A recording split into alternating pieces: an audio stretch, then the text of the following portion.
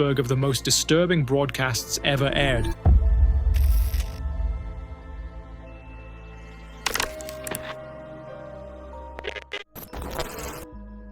I'm not trained in torture methods, which is what I'm gonna have to make do. I got my drill here.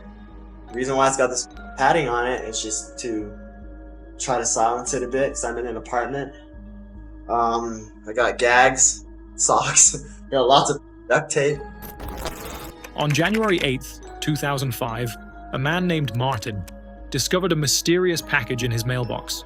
Confused, he brought it inside and opened it. Inside lay a single videotape with no label or note to explain its contents. Curious, he slid it into his camcorder and pressed play. What appeared on screen was terrifying. Nearly an hour of a man explaining the violent acts he intended to do, how he planned to lure his victims, and the makeshift devices he had prepared. What unsettled Martin even more was the moment he recognized the face on the screen. It was his friend, Ricky Rodriguez. The footage showed Ricky methodically displaying an arsenal of weapons. There was a Glock 23 pistol, a military knife, a power drill wrapped in padding to muffle the sound, a soldering iron, and rolls of duct tape. And now you're probably asking yourself, did he lose his mind? Was he dealing with mental illness? The truth is different. Ricky had been a victim of a terrifying cult since childhood. In that recording, he laid out, with cold precision, the plan for revenge he had been building for years. People find it hard to understand. Laid out, with cold precision, the plan for revenge he had been building for years. That I want there to be some record of the way I feel, my ideas, just who I was. Rodriguez's story began 3 decades earlier when he was born David Moses Zerbi on January 25, 1975, in Tenerife, Spain. His mother was Karen Zerbi, a high-ranking member of a cult called the Children of God, and his father was a Spanish hotel waiter named Carlos, whom his mom, Karen Zerbi, had flirty fished, a disturbing practice where female cult members would seduce men to recruit them into the organization. From birth, Rodriguez was marked for a special destiny. The cult's founder, David Berg, who had taken Zerbi as one of his wives, unofficially adopted the child and declared him to be a prophet who would guide followers during the biblical end times. Berg renamed him Davidito and proclaimed that the boy would one day have the power to call down fire from heaven and destroy the cult's enemies. But behind the grandiose prophecies and special treatment, Rodriguez's childhood was a nightmare that defied comprehension. The cult, which would later rebrand itself as the Family International, operated on twisted principles that normalized the abuse of children. They literally treated kids as if their one and only purpose was to be slaves for the, pleasure of the adults. Truly disturbing. From early childhood, Rodriguez was subjected to disturbing practices carried out by the adult women assigned to watch over him, figures the cult referred to as nannies. None of this was kept in secret. It was written down, photographed, and even presented in a 762-page manual titled The Story of Davidito, distributed among members worldwide as a supposed guide for raising children. The book included highly inappropriate descriptions and creepy photos of Ricky as a child, accompanied by comments written by Berg in a tone that was disturbingly casual. One of the most unsettling images showed his nanny, Angela Smith, beginning to undress him, with a caption that treated the moment almost playfully. Sue, the name used in that caption, was Angela's nickname. You know, I used to think a lot about it actually, believe it or not, it should have started a long time ago. Should have started when I was born, actually. But to tell you the truth, it didn't really start in earnest until the infamous teen training happened. When he reached adolescence, Berg instituted something he called teen training, which involved disturbing practices that don't need to be spelled out. According to Berg's twisted logic, this was meant to prepare Rodriguez for his future role as the cult's leader, where he would be expected to imitate Berg's own behavior with female followers. Years later, Davida Kelly, who grew up like a sister to Rodriguez, recalled that he was drawn into these disturbing practices by all the adult women, or at least most of them, including his own mother, Karen Zerbi, and even Davida's mother, Sarah, who served as his nanny alongside Angela Smith. Davida was, like Ricky, a star child of the cult, almost like his female counterpart. Growing alongside him from an early age, she endured the same abuse he went through. It wasn't until she was 19 when she was able to escape the cult after failing to convince Ricky to join her, and made a living dancing at nightclubs in Russia. She details how Ricky was forced into having his way with adult women from the early age of 6 and onwards, and how she herself was used by men. In her own words, the cult, and I quote, preached serving God by spreading love through and not just consenting adults. The environment was so distorted that children grew up surrounded by behaviors no child should ever even know about, let alone witness, and what the cult misleadingly described as sharing between members. Rodriguez spent the first 24 years of his life trapped in this environment, traveling the world with Berg and Zerby as they spread their message and recruited new followers.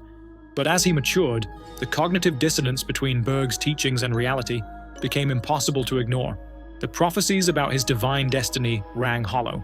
The contradictions between the cult's supposed Christian foundation and its actual practices became undeniable.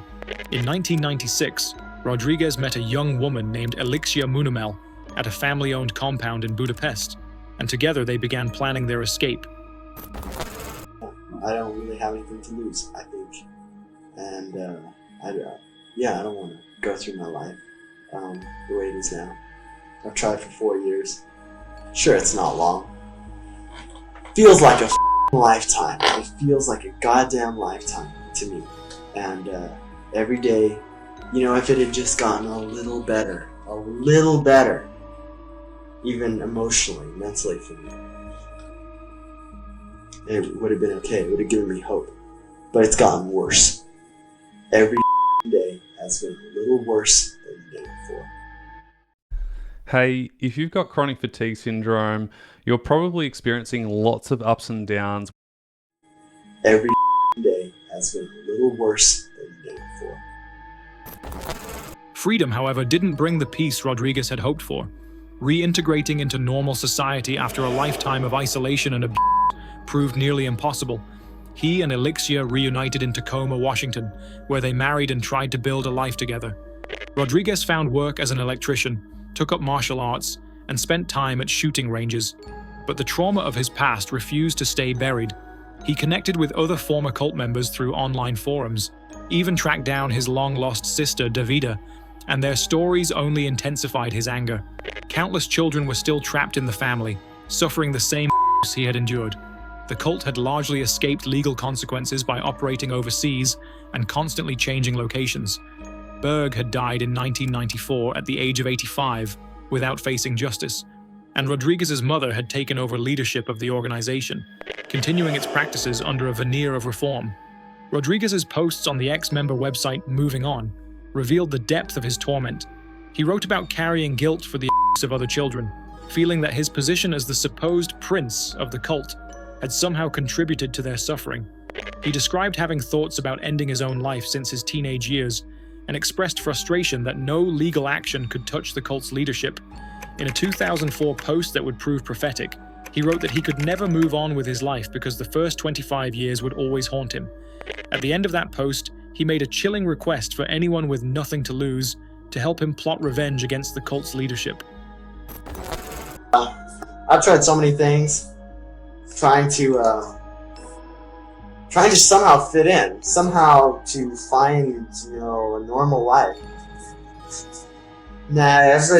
Everybody has said, who I've talked to about this, everybody has their problems, everybody has a fucked up life. But those people who say that, they had no clue as to what actually went on because they weren't part of the cult. By late 2004, Rodriguez had separated from his wife and begun actively hunting for his mother and other cult leaders. The family's security protocols made this extraordinarily difficult. Members used false names, moved frequently, and kept their locations secret. But Rodriguez was patient and determined. He learned that Angela Smith, one of his childhood was working at a nursing home in Tucson, Arizona, run by his grandparents. He also discovered that his mother and half-sister might visit during Christmas. Rodriguez moved to Tucson, stayed with relatives, and got a job as an electrician while he planned his next move. On January 7, 2005, Rodriguez sat in his North Side Tucson apartment and recorded the video that would soon arrive in his friends' mailboxes. For nearly an hour, he spoke directly to the camera, explaining his need for revenge and justice.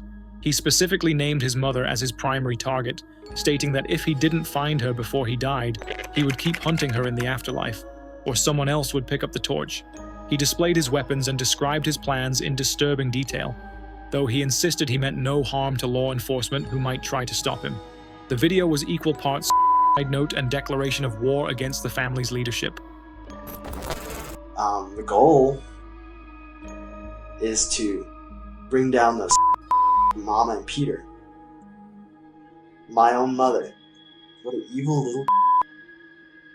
God damn. How can you do that to kids? How can you do that to kids and sleep at night? The next evening, Rodriguez invited Angela Smith to his apartment for dinner. What happened next was swift and brutal.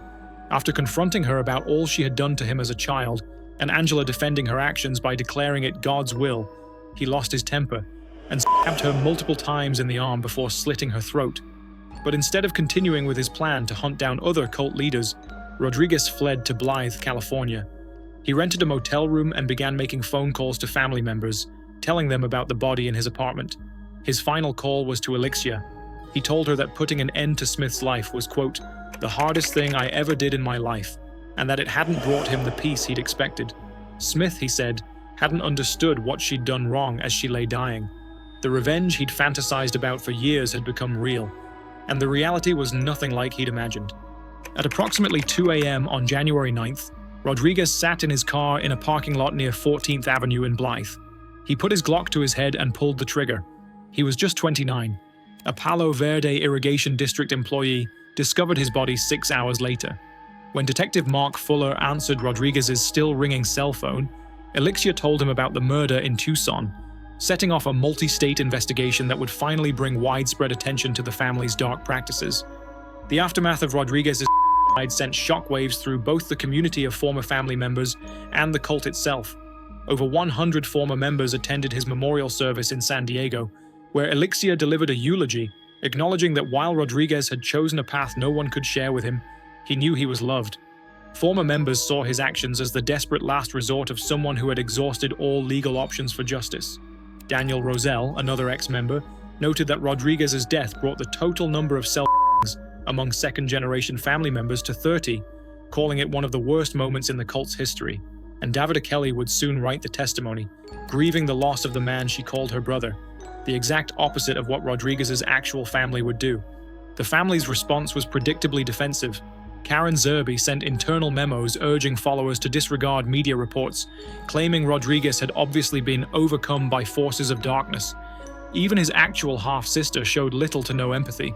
The cult's spokesperson, Claire Borowick, attempted to minimize the comparing Rodriguez's upbringing to life in a nudist colony, and claiming that former members had failed to move him in positive directions.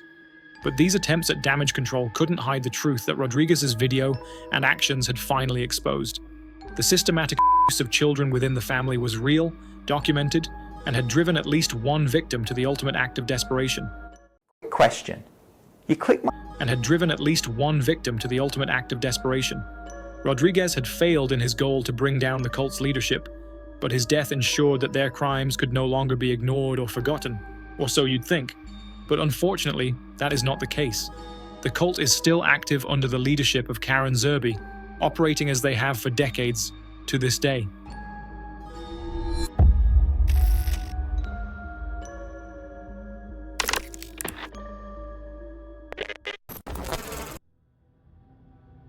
Want is an off-the-shelf partner. I want to be able to use a woman whenever and however I want. And when I'm tired or bored or not interested, I simply want to put her away. On June 2nd, 1985, a routine shoplifting call at a South San Francisco